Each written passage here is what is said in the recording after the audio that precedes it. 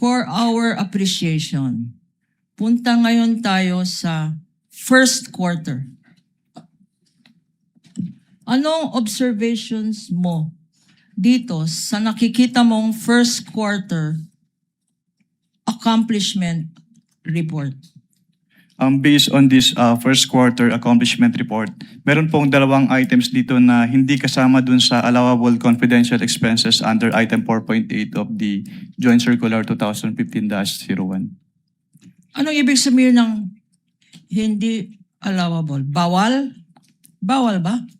Opo, kasi yung listahan po ng allowable confidential expenses under 4.8 ng Joint Circular ay exclusive. So kapag hindi po kasama doon, hindi po pwedeng paggapitan ng kanilang confidential fund. Aside from itong sinasabi mong bawal na paggamit ng confidential fund appearing in this document, meron ka pa bang ibang observation? Meron din pong line item for the payment of reward under item B po nung kanilang actual outcome and accomplishment, at wala po silang sinubmit na any document evidencing the success of the information gathering or surveillance activities on account of the information given by the informer as required po under item 4.8.5 of the Joint Circular. So itong linalagay dyan ng payment of reward, ang sinasabi mo, Mr. Witness, based on the Joint Circular, violation ba ito? Yes, ma'am, that is a violation po. Bakit ulit violation itong nakalagay dyan?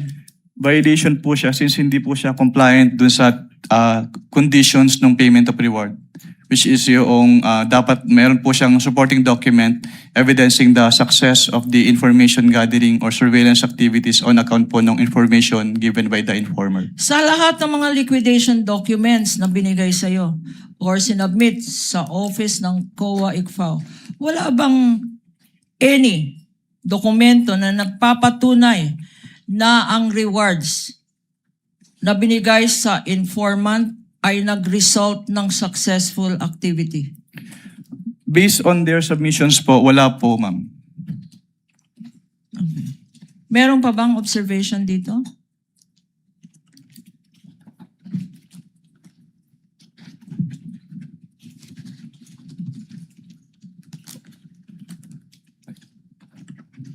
Wala na po.